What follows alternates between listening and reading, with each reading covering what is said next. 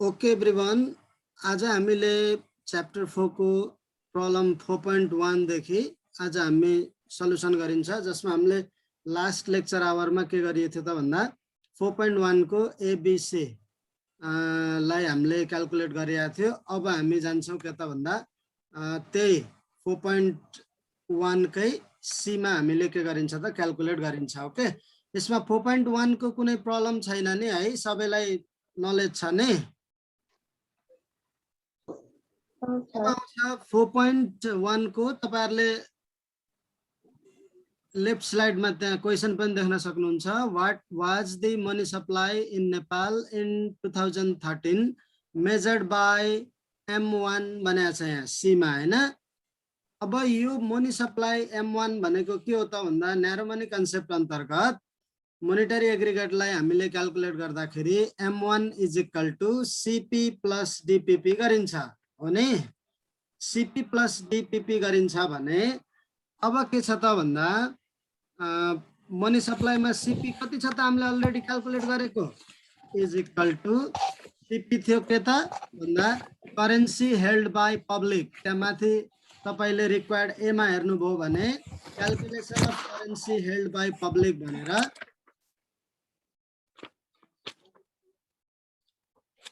सबले म्युट गर्ने है आफ्नो। करेन्सी हेल्ड बाय पब्लिक भनेर CP कति आएको थियो त हाम्रो क्याल्कुलेसन भन्दा रुपी 1,95,874.2 मिलियन हो प्लस अनि अर्को के छ त DPP डिमान्ड डिपोजिट भनेको छ भने DPP हामीले रिक्वायर्ड बी मा निकाल्ने थियो कति रुपी 1,05,716। अब यसलाई एड गर्ने कति आउँछ 3,01,590। 3,01,000। यसरी हामीले के गरिन्छ त भन्दा यो प्रब्लम 1 लाई हामीले सिधिन्छ। अब आउँछ हाम्रो प्रब्लम 2। प्रब्लम 2 अन्तर्गत के थियो त भन्दा कन्ट्रोल बी, त्यहाँ क्वेशन हेर्ने अब तपाईहरुले एकैचोटी है।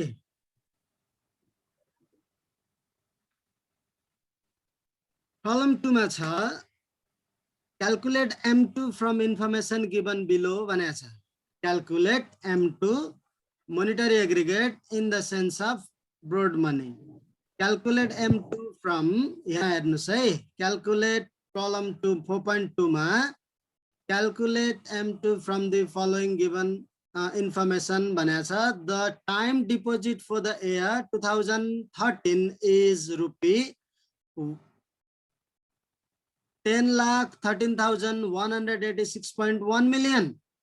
Same as that, total demand deposit for the year 2013 is rupee 1,05,715.9 million भनेको छ। Use M1 calculated in problem 4.1 भनेछ to calculate M2। अब सिम्पली छ एट फर्स्ट के भयो त भन्दा हामीलाई के सोध्यो त प्रब्लमले भन्दा क्वेशन हामीलाई के सोध्यो M2 सोध्यो भने अब हामीलाई M2 को फर्मुला के हो भनेर पहिला जान्नु पर्यो। M2 को फर्मुला के थियो M1 प्लस DT थियो, टाइम डिपोजिट थियो भने गिवन पहिला लेखिहाल्ने। ओके, गिवन मा के आयो त भन्दा total demand deposit for the year भन्यो। टोटल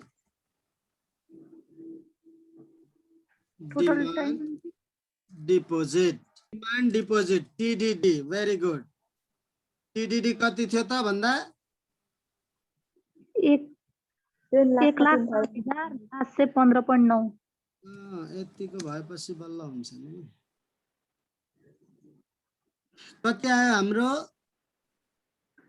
एक टोटल लाख डिमान्ड डिपोजिट है ₹700 ₹5,715.9 million. Same as that. अर्को के थियो त भन्दा total time total time deposit total तलमाथि भएछ केही फरक पर्दैन total time deposit DT DT is equal to के भयो त हाम्रो रुपी कता 10,13,186.1 million दियो भनेपछि हामीसँग अलरेडी गिवन के छ त भन्दा money supply M1 money supply M1 is equal to कति छ भर्खरै क्याल्कुलेट गरेको रुपी 3,01,590.2 million.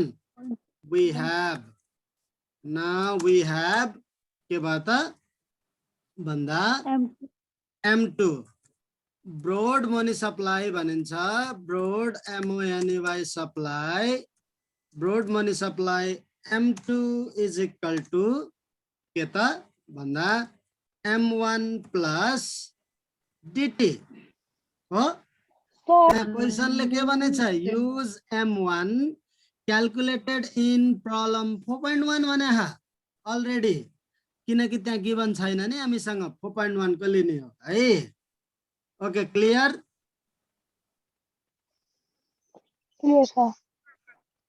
ल अब हामीले गरिन्छ यसैलाई इज इक्वल टु गरियो भने M1 is rupee 3,01,590.2 plus DT कति त DT भनेको रुपी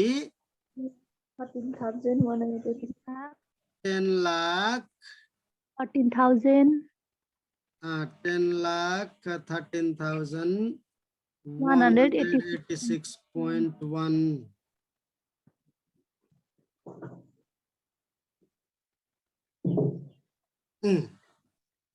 अब यति एड गर्दा कति आउँदो रहेछ बाबु नानी हो 13 लाख 14,776.3 रुपी 13,14,000 14,776.3 776 776.3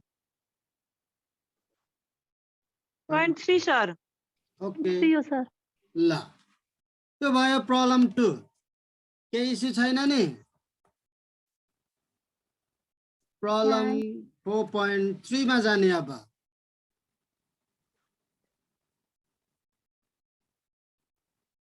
प्रब्लम 4.3 मा हेर्यो भने प्रब्लम के गर्यो त x bank limited has problem 4.3 है x bank limited has total deposit of rupee 1,000 million total deposit of rupee 1,000 million and its total reserve of rupee 130 million ध्यान दिने एक्जाम्पल मा अस्ति हामीले गरेको क्वेशन हो same X bank limited has total deposit 1,000 million and its total reserve 130 million. Y bank limited has total deposit of rupee 500 million and reserve 48 million है होत्यो अब central bank required to maintain at least 10% reserve on total deposit बनाया छ simple question भयो क्वेशनले के दियो X bank को total deposit दियो X bank को अवेलेबल रिजर्भ दियो X बैंक को के रहेछ त total deposit 1,000 million available reserve 130 million same as that Y bank को total deposit 500 million and then available reserve अहिले बैंक सँग भएको रिजर्भ 48 million रहेछ Y bank को अब सेन्ट्रल बैंकले के भनेछ त भन्दा the bank and financial X and Y bank has to maintain 10% reserve 10% reserve maintain गर्न पर्छ है भनेर 10% पनि दियो now see the requirement A मा के भन्नु त भन्दा what will be the required reserve of X bank limited and Y bank limited simply required reserve nikalne and then what will be the excess reserve of X bank what will be the sort of reserve of Y bank first given लेख्ने okay given मा के भयो त भन्दा total deposit of X bank is equal to, अब यसलाई तपाईले dx पनि गर्न सक्नुहुन्छ है, बैंक x को डिपोजिट भनेर लेख्ने, रुपी 1000 मिलियन। त्यस्तै total reserve total available reserve भन्दा पनि हुन्छ, टोटल रिजर्भ लेख्दा पनि हुन्छ, of X bank is equal to rupee कति छ, 130 million. Total deposit of Y bank deposit of Y bank is equal to rupee कति छ, 500 मिलियन। त्यस्तै total reserve of Y bank is equal to rupee 48 million. सबले लेख्ने है, note गर्ने। Now the required reserve, required RESC, required reserve ratio, यसलाई के भनिन्छ, REQ is equal to कति छ, 10% हो, is equal to 0.10। अब now अब रिक्वायर्ड जाउँ सिधै हामी। रिक्वायर्ड ए मा के भन्छ त यसले भन्दा, what will be the required reserve of X bank and Y bank limited? Calculation of required reserve. We have के थाहा छ हामीलाई भन्दा, required reserve is equal to के हो त formula, D into R required total deposit into required reserve REQ। अब यसैलाई यहीबाट इक्वल टु गर्यो भने टोटल यो त भइहाल्यो। अब यति गरिसकेपछि we have, हामीलाई फर्मुला थाहा छ भने for बैंक, अब XY को निकाल्नु छ, for बैंक X को लागि हामीलाई के छ त भन्दा, required reserve is equal to कति छ, रुपी 1000 मिलियन, 1000 मिलियन इन्टु कति, 0.10 is equal to रुपी कति आयो, 100 million। That's it। अब for bank Y, similarly for bank Y, required reserve is equal to rupee कति छ given, 500 million into 0.10 is equal to rupee 50 million। Okay, एक हो त सिधिए छ हैन र, ल ए सिधियो। नाउ रिक्वायर्ड बी, अब रिक्वायर्ड बी मा के छ त, what will be the excess reserve of X bank limited.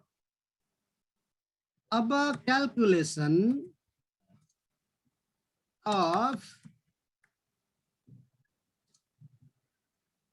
Rajni excess reserve of bank X के थाहा छ हामीलाई, we have excess reserve is equal to excess Total reserve reserve भनेको के हो? Total reserve minus minus required reserve.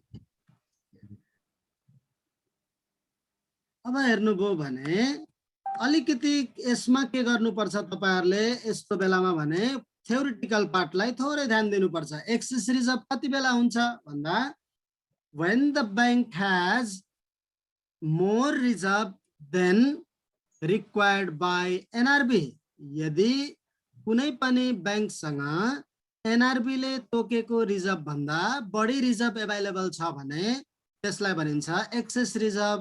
अब यहाँ bank x को हेर्नुभयो भने total reserve available reserve of X bank, यहाँ तपाईहरुले अवेलेबल रिजर्भ लेख्नुभयो भने एकदम राम्रो हुन्छ। Available reserve of X bank के छ त 130 million। Total reserve available for X bank 130 million minus required NRB ले तोकेको कति 100 million। अब आयो is equal to rupee 30 million is the excess reserve of X Bank Limited. अब same as that, अब required C आयो है ना, required C। C मा भनेको छ calculation of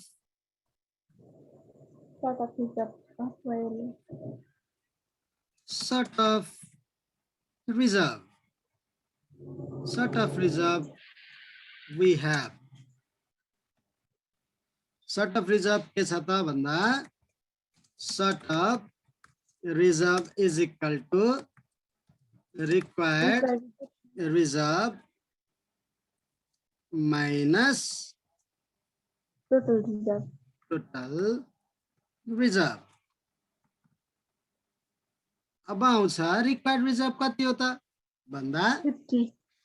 required reserve कति हो 50 हो। 50 हो नि, कन्फर्म छ नि। 500 को 10 50 million हेर्ने, त्यहाँ ध्यान पनि दिने। माइनस अवेलेबल कति 48 million। अब आयो कति त रुपी 2 million। डन। ओके, यसरी प्रब्लम 4.3 लाई पनि हामीले क्याल्कुलेट गर्न सकिन्छ। प्रब्लम 4.4 ले अब एकचोटी हेर्ने, assume that the total deposit of X Bank Limited and Y Bank Limited the same as in problem 4.3। Problem 4.3 को जस्तै टोटल डिपोजिट कति रहेछ 1000 million र 500 million रहेछ भन्यो भने अब के भयो त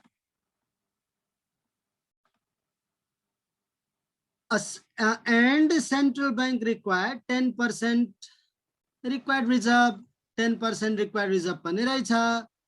How much fund will be available for X Bank Limited and Y Bank Limited for lending? ल हेर्नु के क्वेशन सोधेको यो?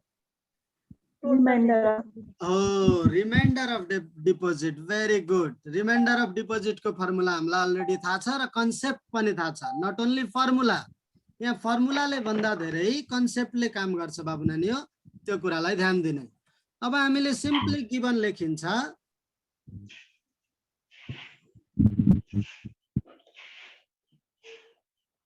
सिम्पली गिवन लेख्दा के भयो त भन्दा हामीलाई के दिएको छ त पहिल्यै deposit,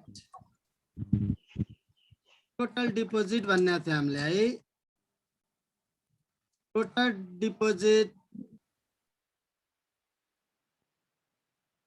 available for bank X is equal to rupee 1000 million हो गया रे, 1000 million।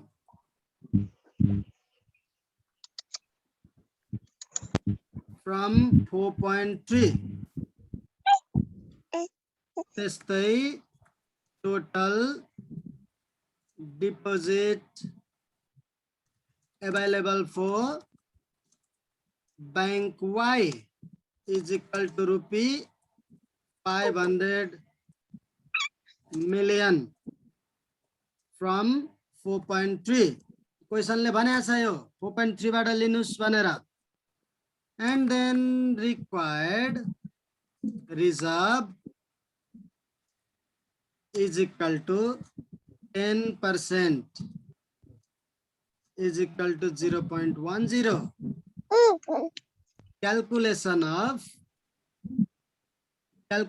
के बता बंदा how much fund will be available for bank X and Y remainder of deposit we have remainder of deposit is equal to D1 minus REQ भने अब for bank X remainder of deposit is equal to के त bank X को लागि remainder of deposit D भनेको रुपैयाँ 1000 1 minus REQ 0.10 भनेको calculate गर्दा कति आउँछ त रुपैयाँ कति आउँछ 900 million 900 million same as that for bank Y remainder of deposit is equal to rupee remainder of deposit 500 deposit 1 minus 0.10 for bank Y is equal to rupee 500 no 450 million 450. good यो भयो reminder of deposit को पनि simply solution कुनै क्वेरीजहरु छ भने तपाईहरुले सोध्न सक्नुहुन्छ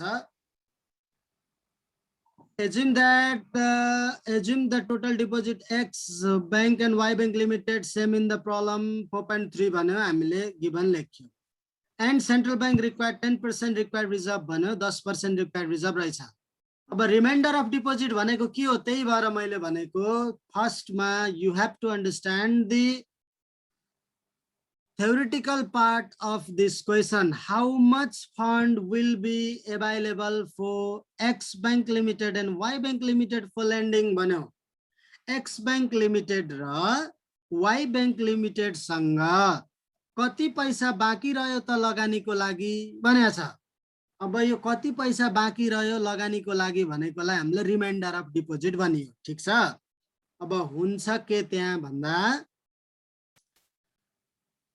सेन्ट्रल बैंकले के गरेको हुन्छ रिक्वायर्ड रिजर्भ मेन्टेन गरिराखेको हुन्छ सबै commercial bank and all financial institution जहाँ सुनौ है जहाँ कुनै पनि कमर्शियल बैंक वा अन्य वित्तीय संस्थाहरूले के गर्नुपर्छ त भन्दा आफूले संकलन गरेको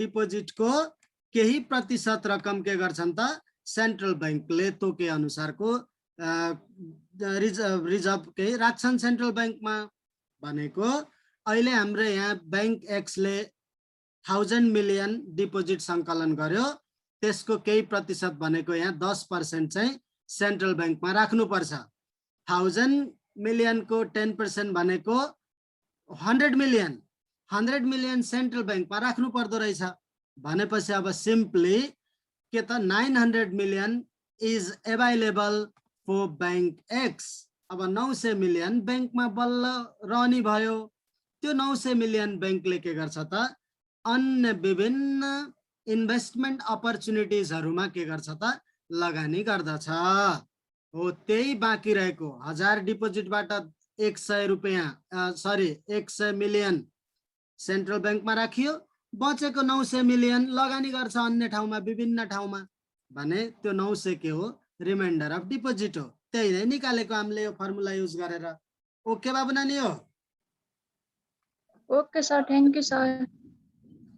थ्याङ्क यू साथीहरू, आजलाई यो भिडियो यति नै। तपाईँहरू यस्तै जानकारीमूलक भिडियोहरू अगाडि चाहनुहुन्छ भने श्याम संसार च्यानललाई सब्स्क्राइब गर्न नबिर्सिनुहोला। Thank you and bye by.